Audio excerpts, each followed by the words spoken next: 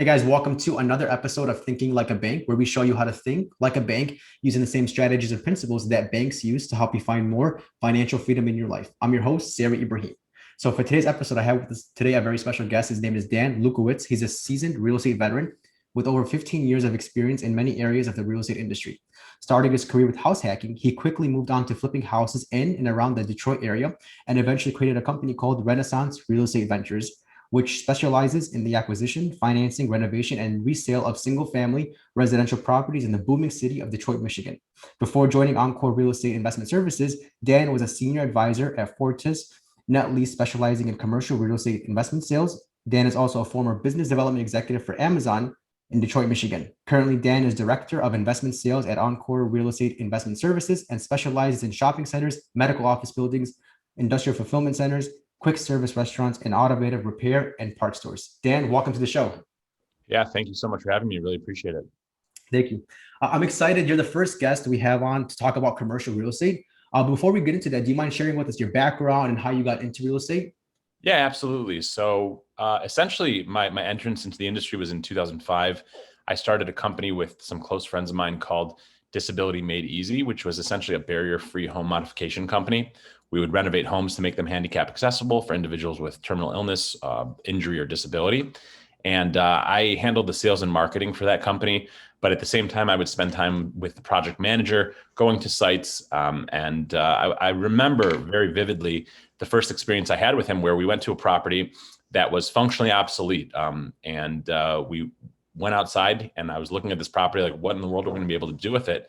And he took out his pen, his paper, his little graph paper, and in 90 seconds sketched a whole beautiful rendition of the front elevation of the property. And from that point on, I recognized this ability to take something that was functionally obsolete and make it purposeful and useful for an individual. So, during the recession, it came time for me to purchase my first home, and I noticed that I could buy something that was, fully ready to go, move in ready for a certain price, or just down the street, I could buy something directly from the bank that was vacant and outdated and functionally obsolete and renovate it. So purchased my first home, and instead of contracting the work out through a contractor, I hired out each trade individually. And I told the people, I'm going to pay you a little bit extra, but I'm going to be here asking you annoying questions because I wanted to learn the process. So basically, to the studs, full renovation of that property. And my friends would joke with me. They'd say, Dan, what are you going to do when you finish renovating your house? And I would tell them, I'll just buy another one. And that's exactly what I did. I bought another one and another one and another one, and quickly found myself, basically purchasing, renovating, and reselling property all over, the Metro Detroit area.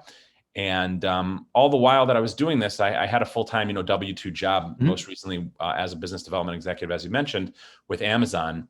And finally, at a certain point when it was time to leave Amazon, I said to myself, how many properties do I need to buy to replace my income? And at that point in time, I decided to make a jump and just be complete, entrepreneur and fully self-employed, and really haven't looked back since then. I did make a, transition more from the investment side of things to the brokerage world. And really, I spend the vast majority of my time as a commercial real estate broker. I sell products that typically are leased to major national tenants. So your Walgreens, your Rite Aids, your Starbucks, your McDonald's, your Burger Kings, your Wendy's, shopping centers, medical office buildings, auto parts stores, and the like. And then very recently, I actually just released what we call the CRE Pro Course, which is an online course that teaches people all about commercial real estate and how to become a top commercial real estate broker. So really, that's my life: eat, sleep, and breathe commercial real estate. Nice. How was and I appreciate that. How was working at Amazon? Can you tell us about that, like the experiences you learned from there? Sure. So first of all, when I was with the company, their stock price was at $800 a share. So today it's about quadruple that. So that'll just give you an idea at the rapid, growth of the company. So it was definitely an interesting experience. I think that the Amazon has some leadership principles that that really resonated with me. I believe that Amazon tries to be a very customer-centric company, which is very important in any industry. I like some of their principles, like, thinking big, taking accountability, fixing things yourself. They did encourage a lot of entrepreneurial spirit, which I think for a large corporate company is impressive. Mhm. So it was definitely a unique experience that I would say impacted me in many ways.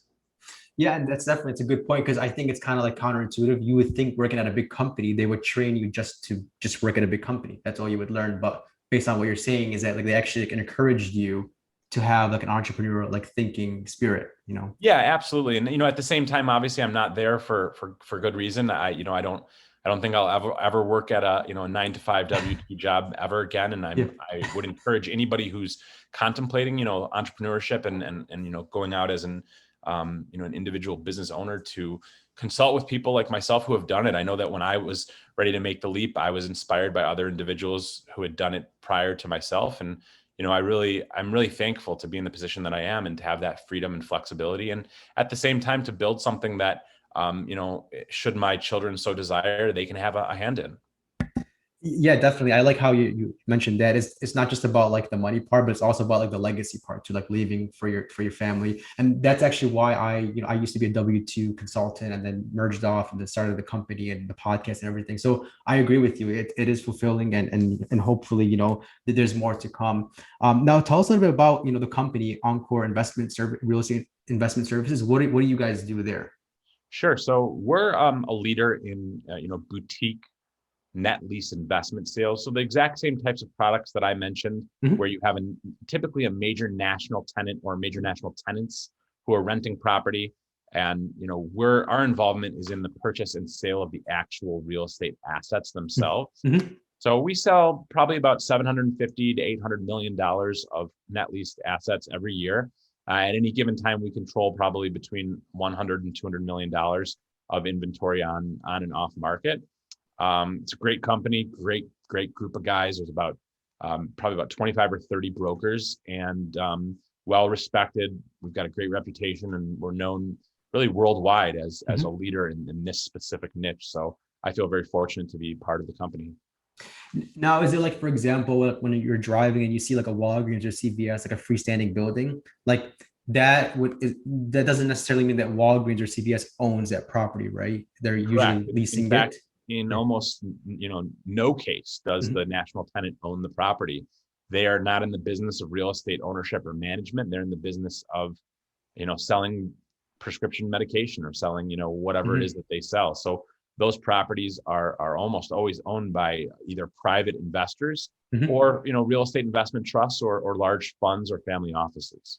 Okay. And then they would just do like a 20-year lease, like usually a really long-term lease, right? Yeah, it depends on the tenant. Typically, Walgreens will do a 50 or Okay. 100-year lease, but really, essentially, it's a 20-year lease with termination clauses. So Mhm. they have the ability to terminate the lease after 20 years. But typically in our industry, depending on the tenant, it's a 10 or more commonly 15 or 20-year lease. Okay. And is it the process of like hiring a broker? Is it similar to like residential? Like, for example, let's say I have a home, right? And I want to sell it. I go to a broker, he lists it now in the MLS. Is it the same way with commercial? There are similarities, but there are definitely, definitely differences. I'd say that the process in many regards does parallel Mhm. insofar as an investor would interact with someone like myself, and I would put together what's called a value proposal or a BOV, a broker opinion of value, which Mhm. would be somewhat similar to, a comparable analysis that a residential realtor would do. It is, I would say, much more in depth. I mean, a comp report could be a few pages for a residential home, Mhm. because really all you're doing is you're looking at similar properties within a certain vicinity, same school district, and you're making, some changes based on maybe this house has updated countertops, or this house has an attached garage, or this house has a new roof, things like that. Whereas in our industry, we're looking at a variety of factors, right? So just because you drove by, let's say, one Wendy's property, Mhm. and you drove by another and you say, oh, a Wendy's property is a Wendy's property. It really isn't. So our properties are analyzed based on the following variables. So number one would be lease term. So Mhm. a property that has 18 years left on the lease is going to trade at a much lower cap rate or a much lower return, which equals a much higher price than a property that has 2 or 3 years left on the lease. In addition, we're looking at things like rental escalations. Mhm. One lease might have 1% annual escalations. Another lease might have 2% annual escalations. Obviously, 2% a year in annual rental escalation is much more desirable than 1%. Mhm. In addition, we're going to look at things like traffic counts. How many vehicles go by that property every day? What about demographics? Things like population density, things like average household income. Those are also very important. And then another fundamental that we consider very, very strongly is actually going to be the lease guarantor. So again, Wendy's typically doesn't own the building, right? In fact, what Wendy's does is they franchise out the business to an operator. Now, if one Wendy's that looks exactly the same as another, but in one of those Wendy's, that operator only has 2 stores versus the other operator has 400 stores, the guarantee is much stronger with the operator with 400 stores. Because keep in mind that the way that this works is whoever signs the lease is responsible to make the rental payments. So even if that particular location goes out of business and stops operating, the company is still going to be liable to pay for the rent that's that they signed on the lease. So if you've got a small operator, there's a much greater chance that they may go out of business. That's why it's very important to underwrite the strength of the lease guarantor. So in that regard, the process of underwriting is somewhat different. The process of listing is also going to be different too. In residential real estate, because you're dealing with homeowners, right, who are typically dealing with primary residences, there's a lot of regulation, right? There's a lot of different types of disclosures that need to be made. The assumption in commercial real estate is that I'm working with an investor who is already informed, right? So a lot of our transactions occur off market. A lot of times I'm actually doing what's called double ending the deal, which means I'm representing not only the seller, but I'm also representing the buyer. And then additionally, it never really happens in residential real estate where you sell a house for someone and they say, oh, hey, Dan, I've got 20 more houses I want you to sell, right? It just doesn't work like that. But in commercial, in my line of work, it absolutely does. So really, I'd say it's a much more relationships-based business. Whereas in residential, it's often just a one and done because people tend to only sell a home every, 4 or 5, maybe now that national average, I believe, is 10 years. But it's definitely different in that regard. Yeah, you mentioned something about like when you analyze the properties, about traffic. How do you guys do that? How do you analyze the traffic? Yeah, good question. So there's a lot of different services that we can use. As a broker, we pay for a whole barrage of different services that we use to help us underwrite properties that will spit out data like traffic counts, like average household income within a 1, 3, 5, and 10 mile radius, like population density, things like that. So there's a whole, and it's getting more and more interesting and cutting edge. There's software out there right now that can tell me the average amount of time that someone spends in a drive-through, right? How many cars go into a parking lot per day? Where do these people live? How much time are they spending in the property? Believe it or not, there's a lot of software out there that uses SDK codes that are downloaded on people's phones. And they have approximately 30 million of these registered phones across the country, which is, about 9% of the US population. So they can actually extrapolate data based on phones to tell us information about sales and the amount of time that people spend at specific retail locations. Wow, I did not know that at all. It's pretty savvy and that's pretty cool. I'm sure that actually helps a lot with like predicting sales and predicting profits and other things like that for the company itself. Oh yeah, absolutely. And it also helps us to understand what other tenants might be a good fit for that location based on the types and the demographics of customers at an existing site.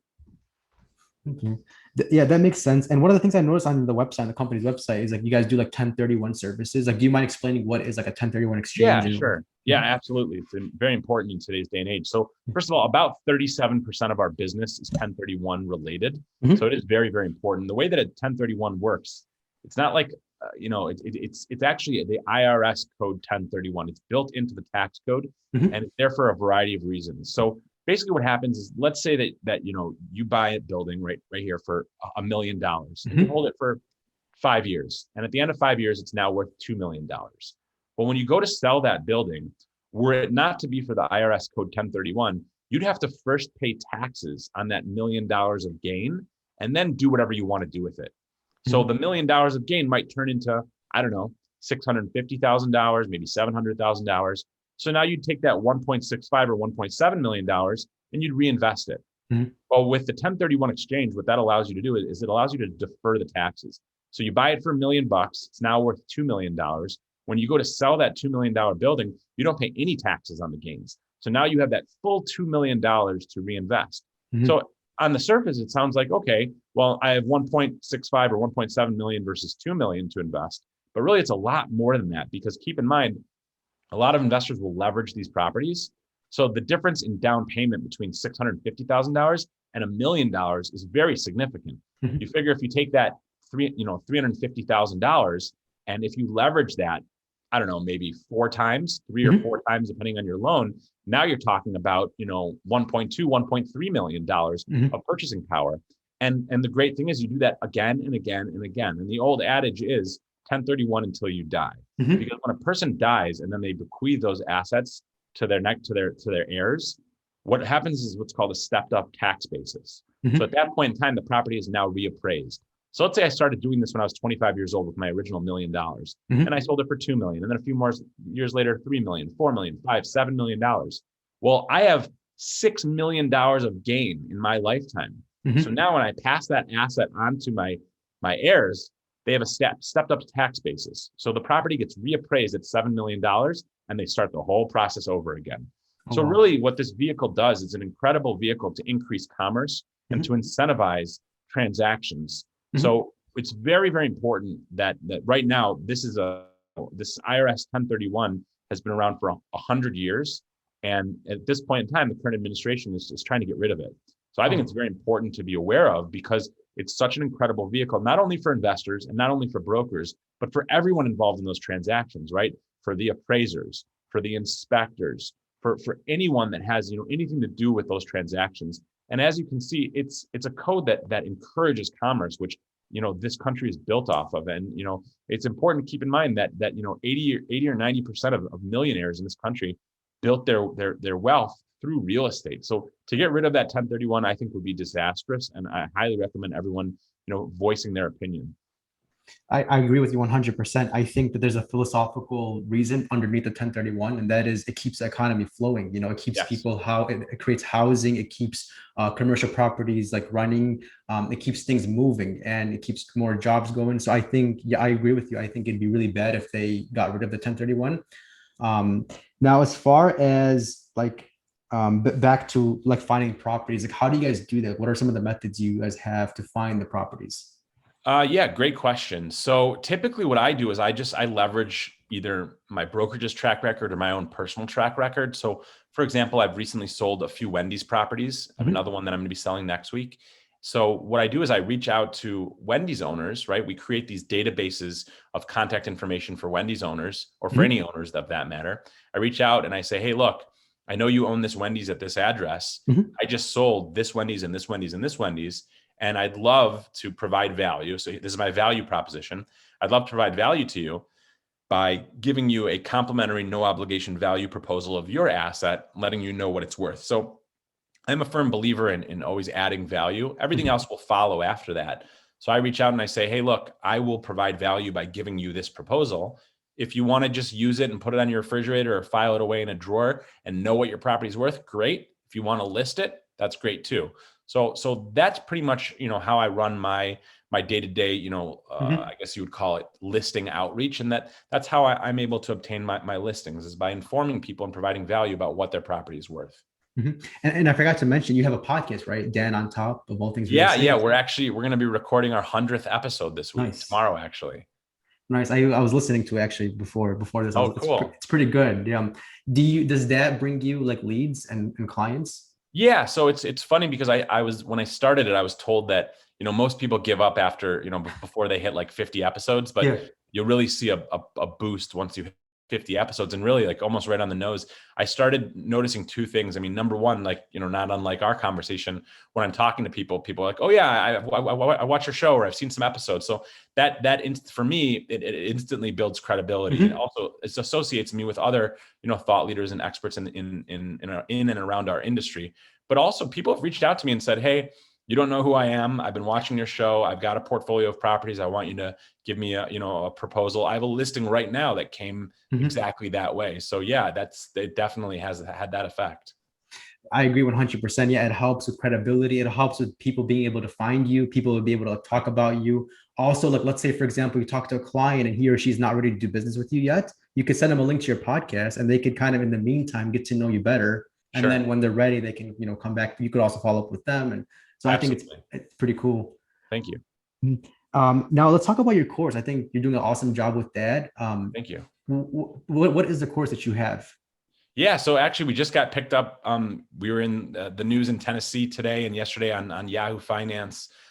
Basically, the course is designed to teach people about commercial real estate investing and specifically how to become a top commercial real estate broker. So the genesis for this course was actually that myself and my partner, Zach Rasinger, independently, we would have a lot of people reaching out to us saying, hey, watch your show, or hey, I want to become a commercial real estate broker, but I don't know where to look. I don't know how to start. The brokerages are not offering training. Mhm. There's very little online. There's really no books about it. Yeah. Can you tell me something and give me some tips? And it was always fun to talk to people on the phone and just hear them out and give them my insight towards the process. But at a certain point, I said, if there's this much interest, and I know that there's a lot of product that exists like this in the residential space, specifically teaching people how to invest. Mhm. There's nothing like this in the commercial real estate brokerage world. So I kind of joke, I say it's like the reverse field of dreams, right? If they come, we'll build it. So a lot of people came and expressed interest. We were actually able to pre-register a ton of people before the product was even finished. So we utilized the same studio that I utilized for my show, and Mhm. we created, we just spent so much time going through and creating all of the coursework and the material and the content. And then we spent 21 hours in the studio and we produced a product that has 25 modules. We have our own portal that people get access to. And as we go through, the course teaches you everything. So it teaches you about the different asset classes in commercial real estate, teaches you about the difference between being an investment sales broker like me Mhm. versus being a leasing broker who works with landlords and tenants to Mhm. place them. And then it goes through and it basically teaches you how to find the right tenants, how to create databases, how to cold call. We actually have cold call role playing, which is like whiteboarded out. And then we actually include some, complimentary material that goes along with each module. So for that module, you can actually download our actual cold call scripts. Mhm. And we teach you how to put together a value proposal and how to underwrite a property.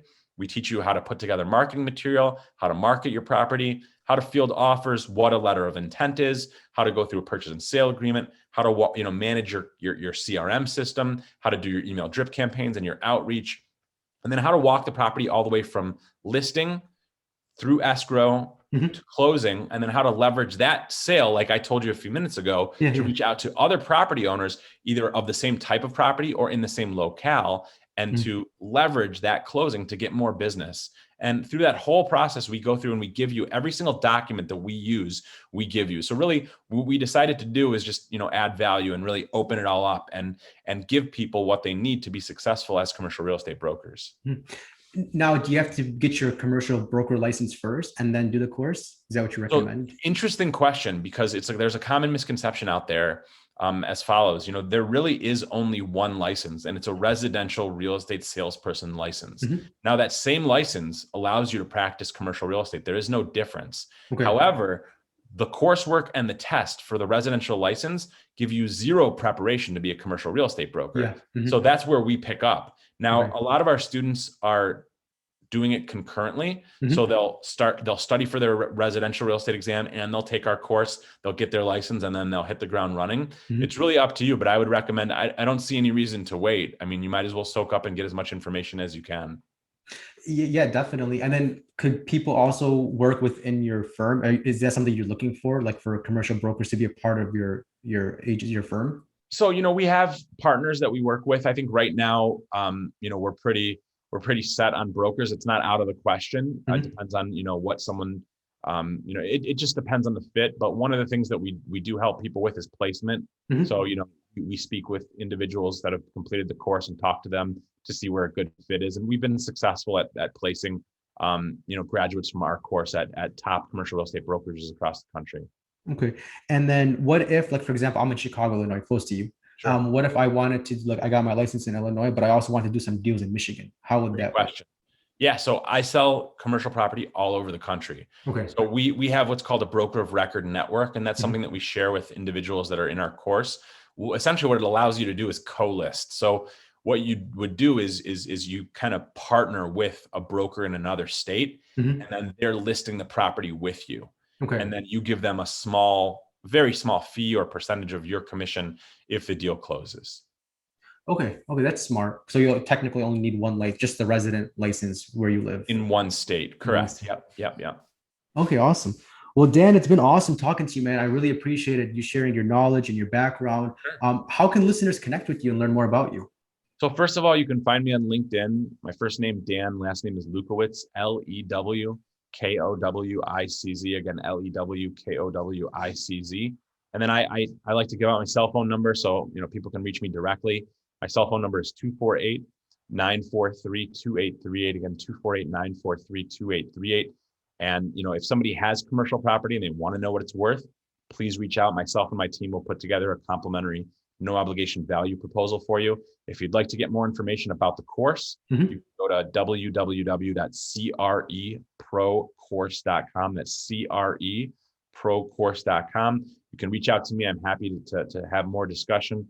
Just want to talk about commercial real estate, or if there's anything I can ever do to provide value, I'm happy to be a resource. Awesome, Dan. And I'll be sure to add in all the links in the show notes. That way you can just click and connect with you. I Great. appreciate you coming on the show. I look forward to having you back on the show, maybe me joining your show. I look forward to reconnecting with you. Awesome. Yeah. Thank you so much. Thanks. To learn more about what we do and how we can help you grow more wealth, please visit www.finassetprotection.com. That's FIN assetprotection.com. The topics presented in this podcast are for general information only and not for the purposes of providing legal, accounting, or investment advice. On such matters, please consult a professional who knows your specific situation.